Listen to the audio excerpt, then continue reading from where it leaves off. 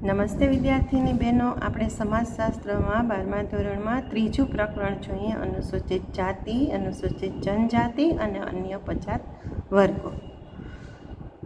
ધોરણ 11માં આપણે જ્ઞાતિ વ્યવસ્થા, એના લક્ષણોને જાણ્યા અને સમજ્યા. આપણે સૌ જાણીએ છીએ કે જ્ઞાતિ વ્યવસ્થામાં કોટિક્રમિક વ્યવસ્થા છે, જેમાં કેટલાક જ્ઞાતિ સમૂહોને ઉચ્ચ તો કેટલાક જ્ઞાતિ સમૂહોને નિમ્ન દરજ્જો મળ્યો છે. આ માટે નિમ્ન જ્ઞાતિ સમૂહોની બંધારણીય ઓળખ પણ આપવામાં આવી છે. આવા જ્ઞાતિ સમૂહોને પછાત વર્ગ તરીકે ઓળખવામાં આવે છે. પછાત વર્ગનો અર્થ જોઈએ તો ભારતમાં પછાત વર્ગોને યથાર્થ રીતે સમજવા માટે ભારતીય સમાજનું મૂળભૂત સ્વરૂપ, જે સંખ્યાબંધ વિભિન્ન દરજ્જાવાળા અને બંધ જ્ઞાતિ સમૂહોના બનેલા છે, એને સમજવું જોઈએ. પછાત વર્ગોની અંદરમાં કુલ 3 જાતિઓનો સમાવેશ થાય છે: અનુસૂચિત જાતિ, અનુસૂચિત જનજાતિ અને અન્ય પછાત વર્ગ. બંધારણીય રીતે દલિતોનો અનુસૂચિત જાતિમાં, આદિવાસીઓનો અનુસૂચિત જનજાતિમાં તથા અન્ય પછાત વર્ગોનો સામાજિક અને શૈક્ષણિક રીતે પછાત સમૂહોમાં સમાવેશ કરવામાં આવ્યો છે. અનુસૂચિત જાતિ વિશે જાણીએ આપણે તો ભૂતકાળમાં વર્ણ વ્યવસ્થા પછી જ્ઞાતિ વ્યવસ્થા કોટિક્રમમાં અંતિમ સ્તરે સમાવેશ થતી જ્ઞાતિઓને અસ્પૃશ્યો કહેવાતી. આ જ્ઞાતિઓ જુદા જુદા સમયે જુદા જુદા પ્રાંતમાં અલગ અલગ નામથી ઓળખાતી. ગાંધીજીએ એમને હરિજન નામ આપ્યું તો કેટલાકને એમને કચડાયેલા વર્ગ તરીકે ઓળખાવ્યા. આઝાદી પછીથી ભારતમાં આ જાતિઓના વર્ગને અનુસૂચિત જાતિ તરીકે ઓળખવામાં આવે છે. અનુસૂચિત જાતિ એ કોઈ જાતિ કે જ્ઞાતિ માટે પ્રયોજાતું નામ નથી, પરંતુ કેટલીક જ્ઞાતિઓને તેમના સામાજિક, આર્થિક અને શૈક્ષણિક પછાતપણાને કારણે એક જૂથમાં એકઠી કરીને જે વર્ગ હેઠળ જે અનુસૂચિમાં મૂકવામાં આવે છે, એ વર્ગને અપાયેલું સમૂહવાચી નામ છે. અનુસૂચિત જાતિનું વર્ગીકરણ. ભારતમાં અનુસૂચિત જાતિ કોઈ એક જ પ્રદેશમાં રહે છે એવું નથી. ચોક્કસ સમૂહો કે જૂથોમાં જુદા જુદા રાજ્ય અને કેન્દ્રશાસિત પ્રદેશોમાં તે વસવાટ કરે છે. એક જ રાજ્યમાં એકથી વધુ પ્રકારની અનુસૂચિત જાતિ વસે છે. આ બધામાં ઘણી જ પ્રાદેશિક અને સાંસ્કૃતિક ભિન્નતા છે. આ બધી યાદી મોટી છે. અહીં આપણે ભારત અને ગુજરાતમાં એનું પ્રમાણ કેટલું છે એ વિશે જોઈએ. ભારતમાં વર્ષો સુધી અનુસૂચિત જાતિને સામાજિક કોટિક્રમમાં નિમ્ન દરજ્જો અપાયો. તેમના વ્યવસાયોમાં પણ વણાટકામ, સફાઈકામ વગેરે જેવા કામો હતા, જેને લીધે આર્થિક વળતર ઓછું મળતું. તેઓ આ દેશના નાગરિક હોવા છતાં કેટલાક અસમર્થતાઓ ભોગવતા હતા, જેથી 1955માં ભારત સરકારે અસ્પૃશ્યતા નાબૂદી કાનૂન બનાવ્યું. આ ઉપરાંત શિક્ષણ, નવું વ્યવસાયીકરણ અને નોકરી, જાહેર વાહન વ્યવહારનું વધતું જતું પ્રમાણ, સંચાર માધ્યમો, શહેરીકરણ અને ઔદ્યોગિકરણ, સંસ્કૃતિકરણ વગેરેને લીધે અનુસૂચિત જાતિ સાથેના વ્યવહારોમાં પરિવર્તન આવ્યું. વિશેષમાં જોઈએ તો અરુણાચલ પ્રદેશ, નાગાલેન્ડ, લક્ષદ્વીપ અને આંદામાન નિકોબારમાં અનુસૂચિત જાતિના કુટુંબો બિલકુલ જોવા મળતા નથી. ઉપરના કોષ્ટક પરથી જાણવા મળે છે કે વર્ષ 1961માં અનુસૂચિત જાતિનું પ્રમાણ કુલ વસ્તીના 14.64% હતું, જે વર્ષ 2011માં વધી અને 16.2% થયું, જ્યારે ગુજરાતમાં એનું પ્રમાણ અનુક્રમે 6.33% અને 2011માં 7.10% રહ્યું. ભારતમાં 2001 અને 2011માં અનુસૂચિત જાતિમાં સ્ત્રી પુરુષનું પ્રમાણ જોવા જઈએ તો ઉપર ફરી કોષ્ટક આપેલું છે. એ કોષ્ટક પરથી કહી શકાય કે છેલ્લા દાયકામાં અનુસૂચિત જાતિનું પ્રમાણ 21% જેટલું વધ્યું, પરંતુ પુરુષો કરતાં સ્ત્રીઓનું પ્રમાણ ઓછું છે. ભારતમાં અનુસૂચિત જ્ઞાતિઓમાં સૌથી મોટી સંખ્યા ધરાવતી જ્ઞાતિ રોહિતની છે. તે અનુસૂચિત જ્ઞાતિઓનો ચોથો ભાગ છે. અનુસૂચિત જાતિઓનું સૌથી વધુ પ્રમાણ પંજાબ 31.9% છે અને સૌથી ઓછી વસ્તી મિઝોરમમાં 0.1% છે. ગુજરાત રાજ્યમાં અનુસૂચિત જાતિઓમાં સૌથી વધુ વસ્તી ધરાવતી મુખ્ય 4 જ્ઞાતિઓ છે, જેમાં માહ્યાવંશી વણકર, ભાંભી, રોહિત, વાલ્મીકી, મૈતર, રૂખી, મેઘવાળનો સમાવેશ થાય છે. અનુસૂચિત જાતિની નવી ઓળખ. સ્વતંત્રતા બાદ અનુસૂચિત જાતિઓના સામાજિક આર્થિક વિકાસ માટે બંધારણીય જોગવાઈઓ અર્થે અને કલ્યાણ અર્થે લેવાયેલા વિવિધ પગલાઓ તેમજ સમાજ સુધારકોએ કરેલા પ્રયત્નોને લીધે ભારતના જ્ઞાતિ આધારિત સામાજિક સ્તર રચનાના માળખામાં પરિવર્તન આવ્યું. અનુસૂચિત જાતિઓએ એનો લાભ પણ લીધો. સંસ્કૃતિકરણની પ્રક્રિયા, બૌદ્ધ ધર્મ અંગીકાર, અનામત પ્રથા, શિક્ષણ, વ્યવસાયિક પરિવર્તન અને સ્વ જાગૃતિએ એમની નવી ઓળખ ઊભી કરી. અનુસૂચિત જાતિ. અનુસૂચિત જાતિની જેમ બીજો સમૂહ જનજાતિનો છે, જેને ટ્રાઇબ, શેડ્યુલ ટ્રાઇબ તરીકે ઓળખવામાં આવે છે. સાર્વત્રિક રીતે સંમત હોય એવી વ્યાખ્યા આદિવાસી કે અનુસૂચિત જનજાતિની નથી. આ માટે ભિન્ન ભિન્ન પ્રકારની સમજ અને લક્ષણો આપવામાં આવે છે. વિશ્વમાં સૌથી વધુ આદિવાસી વસ્તી ધરાવતો દેશ આફ્રિકા અને ભારત બીજા ક્રમે છે. સામાન્ય રીતે બંધારણની કલમ 342 ક રાષ્ટ્રપતિ દ્વારા બહાર પાડેલ સૂચિમાં જેનો સમાવેશ થયો છે તે અનુસૂચિત જનજાતિઓ છે. ભારતની અનુસૂચિત જનજાતિના લક્ષણો ઘણા બધા 12 લક્ષણો છે. એના સમજો તમે. ડૉક્ટર મજુમદાર અને મદને આપેલા છે. પહેલું છે નિશ્ચિત પ્રદેશ. અનુસૂચિત જાતિને પ્રાદેશિક સમૂહ તરીકે ગણાવી શકાય. તેઓ નિશ્ચિત પ્રદેશ હોય છે જ્યાં તેઓ નિવાસ કરે છે. કેટલીક આદિમ જાતિઓ સંપૂર્ણપણે પ્રાદેશિકતાને વળગી રહે છે. મુંડા, હો, ગારો પૂર્ણપણે પ્રાદેશિક હોય છે, જ્યારે સંથાલ, ભૂમિજ, ભીલ વગેરે સભ્ય સમાજના લોકો સાથે વસવાટ કરે છે, પરંતુ મોટાભાગે એમનો નિશ્ચિત પ્રદેશ તેમજ એ પ્રદેશમાં સમગ્ર જીવન જીવવાની ઉત્કંઠા તેઓમાં દેખાય છે. નિશ્ચિત નામ. દરેક અનુસૂચિત જનજાતિને પોતાનું એક વિશિષ્ટ નામ હોય છે. એ નામની આસપાસ કેટલીક દંતકથાઓ વણાયેલી છે. નિશ્ચિત નામ તેઓનો ચોક્કસ સમૂહ સૂચવે છે. ભારતની કેટલીક આદિમ જાતિઓમાં જ્ઞાતિઓના નામ જેવી વિવિધતા જોવા મળે છે. ગુજરાતમાં ભીલ, ગામિત, રાઠવા વગેરેમાં પણ એવી જ પરિસ્થિતિ પ્રવર્તે છે. તેમનામાં સમૂહગત નામનું વિશેષ મહત્વ હોય છે. નિશ્ચિત બોલી. આ સમૂહને પોતપોતાની નિશ્ચિત બોલી કે ભાષા હોય છે. કેટલીક આદિમ જાતિઓ પ્રાદેશિક ભાષાને અપનાવે છે, દાખલા તરીકે ભીલ, ભૂમિજ વગેરે, જ્યારે કેટલીક આદિમ જાતિઓ પોતાની જ બોલી અને ભાષા પ્રત્યે મમત્વ ધરાવે છે. ચોથું છે સગાઈ સંબંધોનું ગુંફન. સગાઈ સંબંધોના ગુંફનમાં દરેક અનુસૂચિત જનજાતિની વ્યક્તિ જીવન વ્યતીત કરે છે. સગાઈ સંબંધોનો વૈજ્ઞાનિક અભ્યાસ દર્શાવે છે કે આદિમ જાતિઓના જીવનના મહત્વના પ્રસંગો જેવા કે જન્મ, મૃત્યુ તેમજ ધાર્મિક વિધિઓમાં પણ સગાઈ સંબંધોનું વિશિષ્ટ મહત્વ હોય છે. આદિમ જાતિ પંચ. અનુસૂચિત જનજાતિમાં પંચની પ્રભાવશાળી અસર હોય છે. પંચ કહે તે પરમેશ્વરની દ્રષ્ટિએ તેઓના સમાજમાં ન્યાયાધીશ અને કોર્ટનું કાર્ય પંચાયત કરે છે. કોઈને દંડ કરવો હોય, ગુના બદલ શિક્ષા કરવી હોય કે છૂટાછેડા લેવા હોય, એ સર્વ બાબતોમાં આદિમ જાતિ પંચની સર્વોપરી સત્તા કામ કરે છે. રાજકીય દ્રષ્ટિએ રાજ્ય સરકારનું નિયંત્રણ હોવા છતાં તેઓમાં આંતરિક વ્યવસ્થા તેમજ સામાજિક નિયંત્રણ અર્થે પંચ પ્રથાને પ્રાધાન્ય આપવામાં આવે છે. યુવા ગૃહ. યુવા સંગઠનો કોઈ પણ આદિમ જાતિમાં કેન્દ્ર સ્થાને હોય છે. આવા સંગઠનો યુવા ગૃહો તરીકે ઓળખાય છે. બધી જ આદિમ જાતિઓ આવા યુવા ગૃહો ધરાવતી નથી, પરંતુ કેટલીક આદિમ જાતિઓમાં આવા યુવા ગૃહો છે. સંયુક્ત અને વિભક્ત યુવા ગૃહો દ્વારા આદિમ જાતિના અપરિણિત યુવક યુવતીઓનું સામાજિકરણ અને તેઓની સંસ્કૃતિનું આત્મસાતીકરણ કરાવવામાં આવે છે. અર્થવ્યવસ્થાનું અવિકસિત સ્વરૂપ. આદિવાસીઓ વ્યવસ્થિત રીતે કોઈ અર્થવ્યવસ્થા સાથે જોડાયેલા નથી. આદિમ જાતિઓનું અર્થવ્યવસ્થાનું સ્વરૂપ સભ્ય સમાજની દ્રષ્ટિએ ઘણું અવિકસિત છે. શેર, ડિપોઝિટ, બેંક એ બધાથી દૂર છે. સાહુકારો દ્વારા ધિરાણનું કાર્ય વધારે થતું હોય છે. અદ્રશ્ય શક્તિઓમાં શ્રદ્ધા.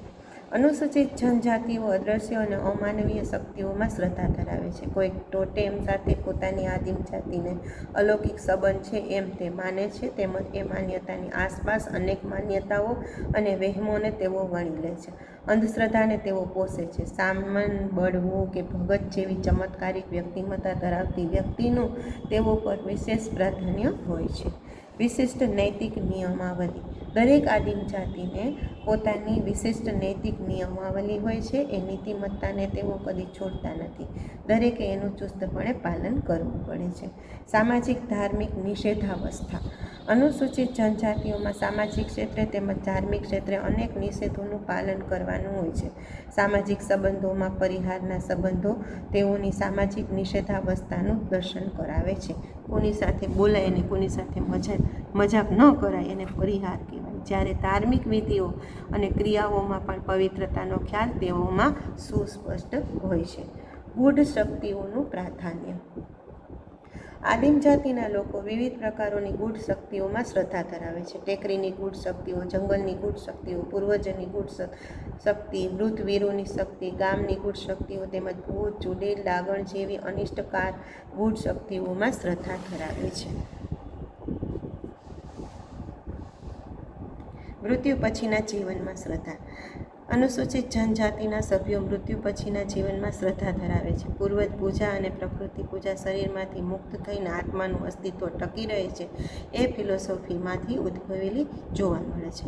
મૃત્યુ પામેલી વ્યક્તિઓને ખુશ કરવા સમૂહ શ્રાદ્ધ જેવા તહેવારો ઉજવે છે. તેમજ મૃત્યુ પામતી વ્યક્તિની સાથે તેને વાપરવા માટે વસ્તુઓ મૂકવામાં આવે છે. એ મૃત્યુ પછીના જીવનમાં શ્રદ્ધા છે એ બતાવે છે. ગોત્રચિહ્ન. ભારતની અનેક અનુસૂચિત જનજાતિઓ ગોત્રચિહ્નમાં શ્રદ્ધા ધરાવે છે. ગોત્રચિહ્નમાં આસપાસ વણાયેલી વર્તન પ્રણાલીમાંથી ગોત્રચિહ્નવાદ ઉદ્ભવે છે. તે જ રીતે નિષેધોનું પ્રાધાન્ય તેઓમાં સવિશેષ પ્રાપ્ત થાય છે. તેમજ છૂંદણા છૂંદાવાનો રિવાજ લગભગ ઘણી કરી આદિમ જાતિમાં છે. આમ ટોટેમ, ટેબુ અને ટેટુ એ ત્રણેયનું અસ્તિત્વ લગભગ બધી જ આદિવાસી જાતિઓમાં હોય છે. ઓછા વસ્ત્રો. જે આદિવાસીઓ જંગલના ઊંડાણવાળા વિસ્તારોમાં રહે છે તેઓ હજી પણ ઓછા વસ્ત્રો પહેરે છે. કેફી પીણાનો ઉપયોગ. આદિમ જાતિના લોકો કોઈને કોઈ કેફી પદાર્થ કે પીણાનું સેવન કરે છે. અફીણ અને ગાંજા, મહુડા અને તાળીના કેપ ચડાવવામાં ઉપયોગમાં લે છે. સામાજિક ધાર્મિક પ્રસંગોએ દારૂનો તેઓ વિપુલ પ્રમાણમાં પીણા તરીકે ઉપયોગ કરે છે. શિક્ષણનું ઓછું પ્રમાણ. શહેરી સમાજની તુલનામાં અનુસૂચિત જનજાતિમાં શિક્ષણનું પ્રમાણ ઓછું છે, ખાસ કરીને જ્યાં શાળા કે કોલેજ ઉપલબ્ધ નથી એવા અંતરિયાળ વિસ્તારોમાં. સમૂહ નૃત્ય, સમૂહ ગીતોનું અસ્તિત્વ. અનુસૂચિત જનજાતિઓમાં વિશિષ્ટ સમૂહ નૃત્યો હોય છે. પ્રદેશે પ્રદેશે તેમાં વિભિન્નતા દેખાય છે. સમૂહ નૃત્ય સમયે ખાસ પ્રકારના વાજિંત્રો અને સંગીત વગાડવામાં આવે છે. આખ્યાનો, દંતકથાઓ, ભજનો વગેરે તેઓ સામૂહિક રીતે ગાતા હોય છે. મેળાઓ અને ઉત્સવોની મહત્તા. આ સમૂહ જીવનમાં મેળાઓ અને ઉત્સવો દ્વારા તેઓ ઉલ્લાસ, આનંદ અને ઉત્સાહની અભિવ્યક્તિ કરે છે. વિવિધ ઋતુઓ સમયે પણ જે ઉત્સવો ઉજવાય છે એ મેળા તરીકે ઉત્સાહભેર મનાવે છે. જૂથ એકતા અને જૂથ સભાનતા. અનુસૂચિત જનજાતિઓમાં જૂથ એકતાનું સવિશેષ પ્રમાણ જોવા મળે છે. સમગ્ર સમૂહ એક તાંતણે બંધાયેલ હોય એવી એકતાનું દર્શન થાય છે. એવી જ રીતે તેઓમાં જૂથ સભાનતાનું પ્રમાણ હવે વિકસતું જાય છે. તેઓ રાજકીય અધિકારો મેળવવા સજાગ પ્રયત્ન કરે છે. કેટલીક આદિમ જાતિઓમાં બળવો પણ સંભળ્યો છે, એટલે કે પોતાની સંગઠન શક્તિ અને સંઘબળ વિકસાવીને તેઓ સ્વાયત્ત થવાનો પ્રયત્ન કરે છે. સામાજિક, ધાર્મિક અને રાજકીય આંદોલનોનું અસ્તિત્વ તેઓમાં જોવા મળે છે.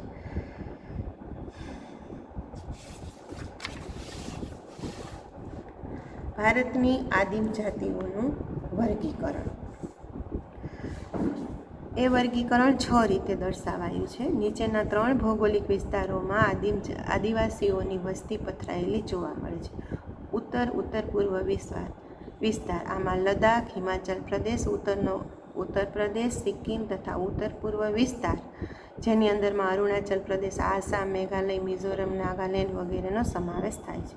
મધ્યવર્તી કે કેન્દ્રનો વિસ્તાર. આમાં પશ્ચિમ બંગાળ, ઓરિસ્સા, બિહાર, દક્ષિણ ઉત્તર પ્રદેશ, દક્ષિણ રાજસ્થાન, ગુજરાત, મધ્યપ્રદેશ અને મહારાષ્ટ્રનો સમાવેશ થાય છે. દક્ષિણ વિસ્તાર. આમાં આંધ્રપ્રદેશ, તમિલનાડુ, કર્ણાટક, કેરળ અને આંદામાન તથા નિકોબારના 2 કેન્દ્રશાસિત વિસ્તારો અને લક્ષદ્વીપનો સમાવેશ થાય છે. મધ્યવર્તી વિસ્તારોમાં સૌથી વધુ આદિવાસી વસ્તી વસે છે અને અહીં વસેલા આદિવાસીઓ અન્ય વિસ્તાર કરતાં વધુ જાણીતા છે. વસ્તીના પ્રમાણની દ્રષ્ટિએ એનું જોઈએ તો ડૉક્ટર બ્રિજરાજ ચૌહાણ આદિમ જાતિઓના વસ્તી પ્રમાણના 2 ભાગ પાડે છે. ખૂબ ઓછી વસ્તી અને ખૂબ મોટી પ્રમાણમાં વસ્તી. એમાં જોઈએ અને ત્રીજું છે સાંસ્કૃતિક દ્રષ્ટિ. ડૉક્ટર વેરિયર એલ્વિન અને પ્રોફેસર દાસ તથા સામાજિક કાર્યકર પરિષદે સાંસ્કૃતિક દ્રષ્ટિએ વર્ગીકરણ કર્યું છે. ડૉક્ટર વેરિયર એલ્વિને સાંસ્કૃતિક દ્રષ્ટિએ 4 વિભાગ બતાડ્યા. પ્રથમ વિભાગ, જેમાં સહિયારી જમીનવાળા લોકોનો સમાવેશ થાય છે. તેઓ ખૂબ જ પછાત જીવન જીવે છે, અજાણ્યા લોકોના સંકટમાં આવતા ડરે છે, દાખલા તરીકે બસ્તરના મુરિયા અને ઓરિસ્સાના બોંદો.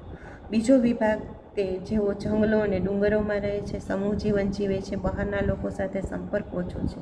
ત્રીજો વિભાગ, આ વિભાગના લોકોની સંખ્યા વિશેષ છે, પોતાની સંસ્કૃતિમાં હવે બદલાવ લાવી રહ્યા છે. તેમાંના કેટલાક પરંપરાગત સંસ્કૃતિને તજી તેઓ વિચલિત વર્તન તરફ વળ્યા છે. ચોથો વિભાગ, આ વિભાગમાં ભીલ, સરદારો, મુરિયા જેવા જમીનદારોનો સમાવેશ થાય છે. તેઓ આર્થિક રીતે સદ્ધર અને સમૃદ્ધ છે. આર્થિક દ્રષ્ટિએ વિભાગ જોઈએ તો કેટલાક માનવશાસ્ત્રીઓએ આદિમ જાતિઓનું વર્ગીકરણ આર્થિક રીતે કર્યું, જેમાં શિકાર, પશુપાલન, ખેતી, કારખાના, ઉદ્યોગો વગેરેના સંદર્ભમાં વર્ગીકરણ કરવામાં આવે છે.